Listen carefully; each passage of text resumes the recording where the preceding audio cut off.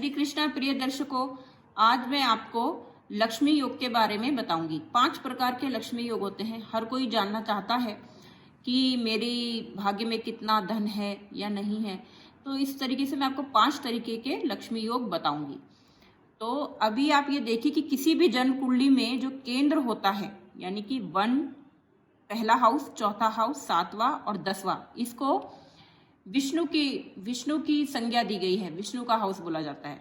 और त्रिकोण यानी कि 5th एंड 9th जो हाउस है, इनको लक्ष्मी की संज्ञा दी गई है। तो पहला योग में जो आपको बताने जा रही हूं वो है लक्ष्मी योग। लक्ष्मी योग क्या होता है? अगर भाग्येश यानी कि 9th हाउस में जो नंबर लिखा है उसका लॉर्ड अगर केंद्र में यानी कि पहले, चौथे, 7वें या 10वें किसी भी घर में, इन चारों में से किसी भी घर में जाकर बैठ जाए और वो उच्च राशि का हो, सव राशि का हो या मित्र राशि का हो या फिर मूल त्रिकोण का हो, और साथ ही लग्नेश यानी कि जो फर्स्ट हाउस है उसका जो लॉर्ड है, सपोज कीजिए यहाँ पे 1 है तो इसका लॉर्ड क्या हो जाएगा? मंगल।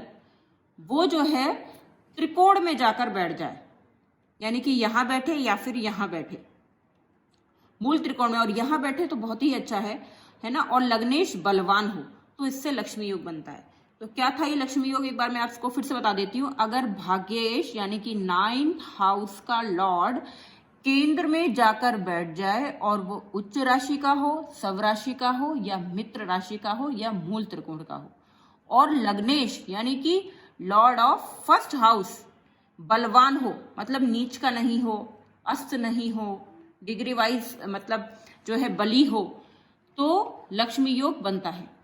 ऐसे जातक अपने जीवन काल में काफी धन अर्जित करते हैं। दूसरा योग जो है वो है महालक्ष्मी योग। जो मैंने आपको फर्स्ट बताया वो लक्ष्मी योग है। अब दूसरा जो धन के लिए योग होता है वो है महालक्ष्मी योग। महालक्ष्मी योग क्या होता है कि अगर लग्नेश त्रिकोण में बैठा हो, लग्नेश यानी कि फर्स्ट हाउस का लॉर्ड त्रिकोण में बैठा हो, त्रिकोण में यानी कि या तो वो 5th हाउस में बैठा हो या फिर 9th हाउस में बैठा हो, और द्वितीय हाउस यानी कि 2nd हाउस का जो लॉर्ड है, जैसे यहाँ पे 2 नंबर है, वो क्या होता है? 2 नंबर का लॉर्ड क्या होता है? शुक्र। एकादश भाव में, एकादश भाव मतलब 11th हाउस में जाकर बैठ जाए। ठीक है, क्या बोला मैंने आपको कि लग्नेश त्रिकोण में जाकर बैठा हो और द्वितीय घर यानी कि 2nd हाउस का स्वामी जो है वो एकादश भाव में चला जाए, और इस 2nd हाउस पर शुभ ग्रह की दृष्टि हो, जैसे यहां पर अगर गुरु हो या चंद्रमा हो, मतलब किसी भी शुभ ग्रह की अगर इस हाउस पे दृष्टि हो, तो यह क्या हो जाता है? महालक्ष्मी योग। मतलब कि लग्नेश, एक तो फर्स्ट कंडीशन क्या है कि लग्नेश त्रिकोण में होना चाहिए, मतलब इस घर का जो लॉर्ड है, मान लीजिए यहाँ पे 1 की जगह 2 होता तो उसका लॉर्ड क्या हो जाता? शुक्र। तो शुक्र अगर यहां या फिर यहां बैठता, और द्वितीय हाउस जैसे यहाँ पे 2 नंबर है तो 2 नंबर का जो लॉर्ड होता है वो शुक्र होता है, वो कहाँ जाके बैठ जाए? एकादश भाव में। और 2nd हाउस पर शुभ ग्रह की दृष्टि हो, शुभ ग्रह जैसे कि चंद्रमा, बुध, बृहस्पति, इस ग्रह की यहाँ से दृष्टि हो, तो इसको महालक्ष्मी योग कहते हैं। ऐसा जातक भी अपने जीवन में अथाह धन संपत्ति कमाता है। अब मैं आपको तृतीय योग के बारे में बता रही हूँ। ये है श्री महालक्ष्मी योग। श्री महालक्ष्मी योग थोड़ा सा मतलब मुश्किल है, कमी मिलता है कुंडलियों में। इसमें क्या योग होता है मैं बताती हूँ। अगर 5वें और 9वें घर का स्वामी केंद्र में हो, मतलब इनमें से किसी भी घर में हो, युति में बैठा हो, 5वें और 9वें घर का यानी कि 5th, the Lord of 5th house and the Lord of 9th house कहाँ बैठा हो? केंद्र में हो। ठीक है, और उस पर किसी 3 शुभ ग्रहों की दृष्टि हो। जैसे अगर मैं आपको बताती हूँ, जैसे यहाँ पर क्या है, ये 5वें घर का लॉर्ड क्या है? सूर्य। ये क्या है?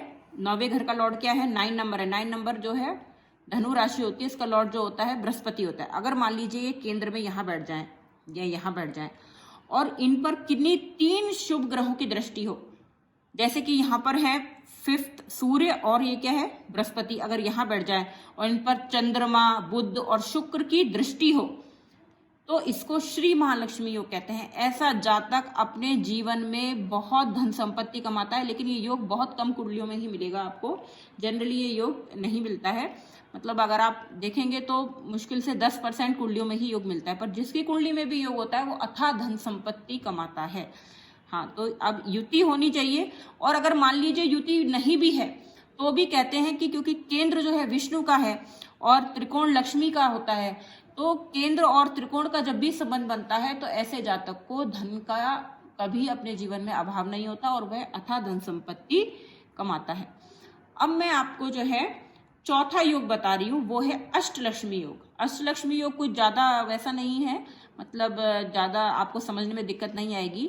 अष्टलक्ष्मी योग में क्या है, अगर छठे घर में यानी कि 6th हाउस में राहु हो, यहां पर क्या हो, राहु, और केंद्र में गुरु हो, मतलब जैसे कि यहां बैठे हो गुरु, या यहां बैठे हो, या यहां बैठे हो, यहां बैठे हो, ठीक है, केंद्र में गुरु हो, और गुरु जो है बलवान हो तो बहुत ही अच्छी बात है ना। उच्च राशि के हो या सब राशि के हो, जैसे अगर मान लीजिए यहाँ गुरु बैठे हैं तो उच्च के हो जाएंगे, लेकिन यहाँ बैठेंगे तो नीच के हो जाएंगे, है ना।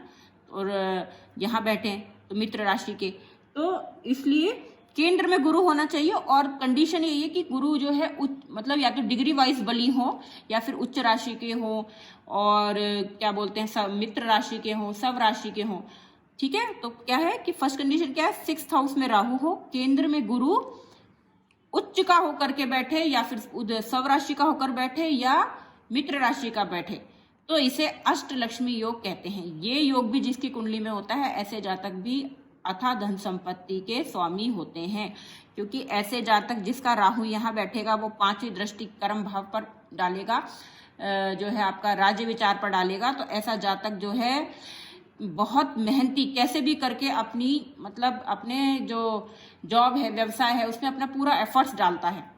तो ये भी बहुत अच्छा योग होता है जिसकी कुंडली में होता है, ऐसे जातक भी खूब धन कमाते हैं। अब मैं आपको बताती हूँ नवलक्ष्मी योग। ये योग तो सारे योगों में बहुत अच्छा होता है, और इसको बोलते हैं कि ऐसा बहुत ही कम जातकों की कुंडली में योग मिलता है। ये योग मैं आपको बताती हूँ कैसे होता है। अगर एकादश मतलब ये 11th हाउस, एकादश जो हाउस है उसमें कोई भी जो नंबर लिखा है, सपोज कि यहाँ पे 11 रखा है तो यहाँ पे शनि है, 11 नंबर का लॉर्ड क्या हो गया, शनि। अगर केंद्र में हो और एकादश को ही देखे, है ना, लेकिन ये बहुत मतलब ये सिर्फ 2 ही ग्रहों के उससे बन सकता है, क्योंकि इसके लिए दृष्टि जैसे जैसे मंगल भी अगर मतलब ये कुछ ही उसमें बन सकता है। ये जैसे यहाँ पे अगर 9 नंबर हो तो जैसे गुरु है, गुरु अगर यहाँ आ जाए तो वो अपने ही घर को देखेगा, है ना, क्योंकि दृष्टि भी ग्रहों की लिमिटेड होती है। जैसे कि अगर यहाँ पे गुरु है तो गुरु अगर यहाँ बैठे तो 1 2 3 4 5, और यहाँ पर मान लीजिए गुरु की ही कोई राशि जैसे मीन राशि है या 9 नंबर है धनु राशि, तो ये योग बनेगा। मतलब एकादश एक तो केंद्र में हो और अपने ही घर को देखे, या फिर मंगल से भी बन सकता है, क्योंकि मंगल को 8वीं दृष्टि दी गई है, तो अगर यहाँ से 7वीं दृष्टि यहाँ डालेगा तो 8वीं यहाँ करेगा, ठीक है। तो जैसे यहाँ पर 1 नंबर हो या फिर यहाँ पे 8 नंबर हो और मंगल यहाँ बैठा हो तो अपने घर को देखेगा वो, मतलब एकादश केंद्र में हो और अपने एकादश भाव को देखे, दृष्टि डाले, तो ये पॉसिबल 2 ही ग्रहों से हो सकता है, या तो ये गुरु से होगा या फिर मंगल से होगा। अगर जैसे गुरु यहाँ बैठे तो गुरु को 5वीं दृष्टि होती है, तो यहाँ बैठेगा तो 1 2 3 4 5 5वीं दृष्टि डालेगा। लेकिन शर्त ये है कि यहाँ पर गुरु जब यहाँ बैठा होगा तो यहाँ पर क्या नंबर होना चाहिए, 12 नंबर होना चाहिए या फिर 9 नंबर, क्योंकि इन दोनों नंबर का लॉर्ड क्या होता है, गुरु।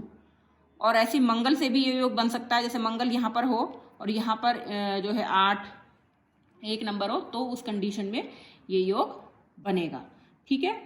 और ये आपको मैंने बता दिया, लग्नेश जो है वो एकादश में हो, मतलब ये लग्नेश जो है ये कहाँ हो, एकादश में हो। एकादश केंद्र में आकर बैठे, एकादश भाव को देखे। लग्नेश जो है वो कहाँ हो, लग्नेश कहाँ होना चाहिए, लग्नेश एकादश में होना चाहिए, ठीक है। और भाग्येश यानी कि the Lord of 9th house Bhagyesh में ही हो। सपोज कीजिए, मतलब यहाँ पे जैसे सपोज कीजिए यहाँ पे सपोज कीजिए यहाँ लिखा होता है 4 नंबर, तो 4 नंबर का लॉर्ड क्या होता है, चंद्रमा, तो चंद्रमा यही होना चाहिए, ये कंडीशन है इसकी। मतलब क्या है कि एकादश केंद्र में जाए और अपने एकादश भाव को देखे, लग्नेश एकादश भाव में जाए और भाग्येश में हो तो ये नवलक्ष्मी योग होता है। ये योग बहुत कम कुंडलियों में देखने को मिलता है, पर जिसकी कुंडली में भी योग होता है वह अथाह धन संपत्ति का मालिक होता है और अपने दम से, अपनी मेहनत से, इवन अपने पुरखों से भी उसको अथाह धन संपत्ति मिलती है। तो आज मैंने प्रिय दर्शकों आपको 5 प्रकार के लक्ष्मी योग बनाए, तो आप भी अपनी कुंडली में चेक करना। जय श्री कृष्णा।